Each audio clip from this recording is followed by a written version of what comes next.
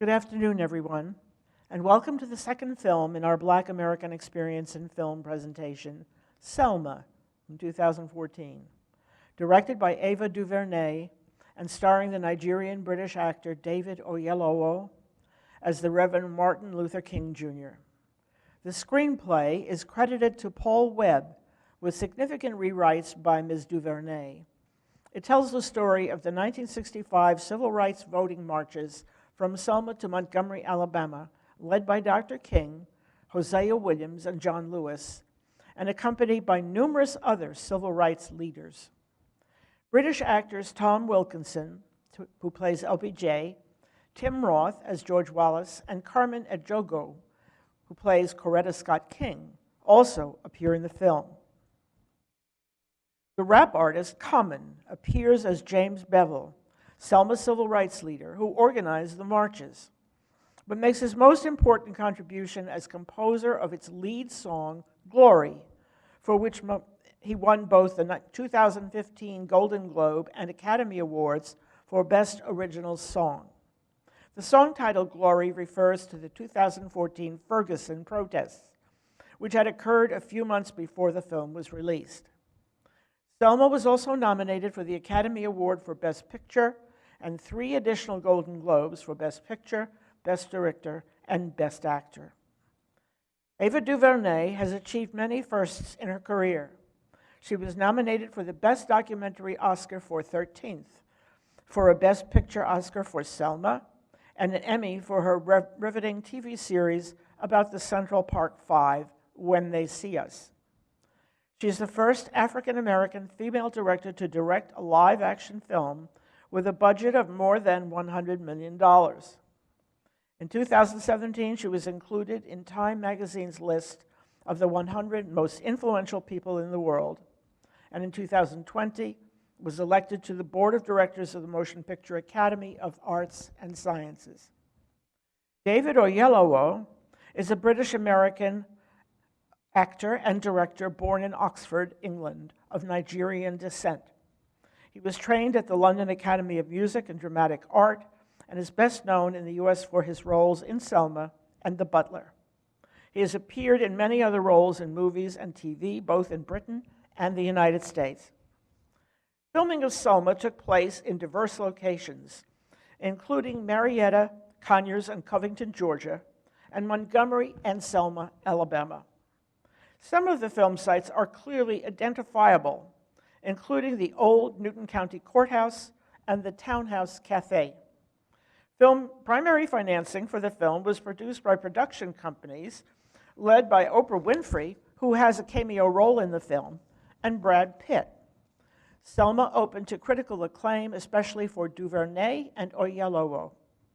New York Times film critic A.O. Scott called the film a triumph of efficient, emphatic storytelling. Other critics were concerned with perceived historical inaccuracies, primarily related to the film's portrayal of President Johnson as being obstructive to the cause and failing to provide adequate support of the marches, and also the omission of contributions made to the marches by Jewish leaders.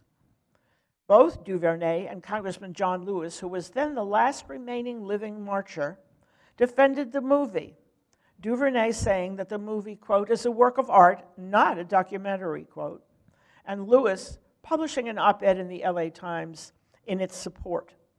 Despite the controversy, Selma did well commercially, in earning $68 million on an investment of only $20 million. Plot summary. This is a true story based on the 3-month period in 1965 when Martin Luther King led a dangerous campaign to secure equal voting rights in the face of violent opposition by local law enforcement and citizenry. The epic march from Selma to Montgomery culminated in the passage of the 1965 Civil Rights Act. Fun facts about the film. Oyelowo is a prince of the Yoruba people. He has said that this has helped him get dates, but was not good for much else. Because the Martin Luther King estate had licensed the rights to his civil rights speeches to DreamWorks and Warner Brothers for a film to be made by Steven Spielberg, DuVernay had to write new variations for use in Selma. The explosion at the beginning of the movie is the 16th Street Baptist Church bombing on September 15, 1963, which killed 4 little black girls. Lee Daniels was the original director of the film, but he withdrew in order to direct another film, The Butler. 5 other male directors also declined to direct the film before it was finally offered to DuVernay. Oyelowo was the only actor she retained from Daniels' original cast, and he lobbied the producers to hire her. In 1995, George Wallace formally apologized to the Selma marchers for his role in the violence on the 20th anniversary of Bloody Sunday, the 3rd March. Tuskegee University later gave Wallace an honorary degree after he had renounced his former segregationist views. The failure of the Motion Picture Academy to recognize both DuVernay and Oyelowo has been attributed to the then lack of diversity in the Hollywood movie industry, which has seen some improvement in recent years. John Lewis appeared in this film with a wedding ring in 1965. He actually was not married until 1968.